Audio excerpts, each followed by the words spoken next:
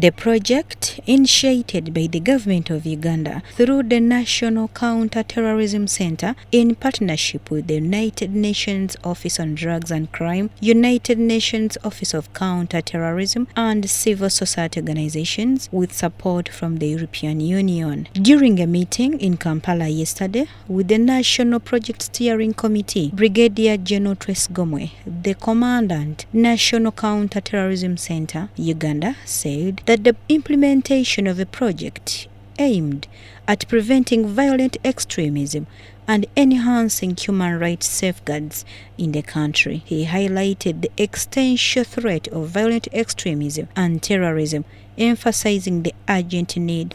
One perspective is that we could look at it as a disease.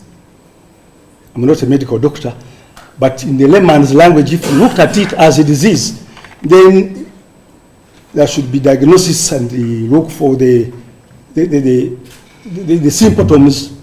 Brigadier General Gomwe acknowledged the complexity of the task but commended the efforts being made with guidance and assistance from the European Union and other organizations. So here, the law enforcement agencies, the legal minds, the human rights, that's where your work has been, and it's very commendable. That means we look for solutions from the legal perspective, and bearing in mind that as we are doing that, we cannot forget human rights, and that we must take human rights as very, very important in this case.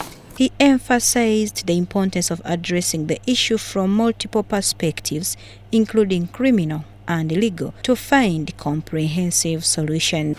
So, but important to note that as we use the hard power, the kinetic means, we must ensure that we balance them with the soft means. And that's very, very important, still without forgetting the importance of human rights. From a criminal perspective, Brigadier General Gomwe noted that the approach involves utilizing all available tools, including law enforcement and legal expertise. He stressed that human rights must be considered in counter-terrorism efforts, noting that effective counter-terrorism measures and human rights are complementary and mutually reinforcing. Sharon Lesa-Nyambe, the head of office of the United Nations Office on Drugs and Crime in Uganda, highlighted the ongoing challenges posed by direct threats to national security, violent extremism, and radicalization among vulnerable groups, particularly youth, women, and children.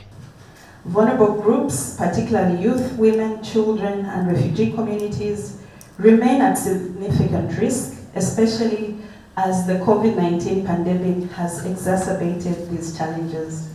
She noted that the increased online activity among young people has heightened their exposure to online radicalization and recruitment. Also heightened this exposure to online radicalization and recruitment.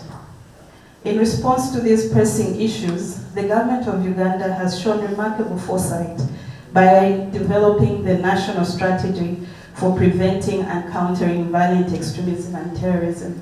She commended the government of Uganda for its leadership and dedication in preventing and combating violent extremism through the development of a national strategy for preventing and countering violent extremism and terrorism. Mrs. Nyambe reiterated the need to focus on human rights, security, and sustainable development, emphasizing the importance of promoting social cohesion. As we move forward, I also want us to remain united in our commitment to the principles of human rights, security, and sustainable development. Our efforts must focus not only on preventing and countering violent extremism. More on this aspect of the work along with all other interventions. And finally, the complexity of push and pull factors reconfirms once again they need to coordinate a whole of government, whole of society approach that includes both security as well as strong preventative responses. If we were to restore confidence within our populations, because security today talks about freedom from want, freedom from fear. That is very far from what I would define security in the past, and Brigadier Dominican Canalex here probably would have defined security before.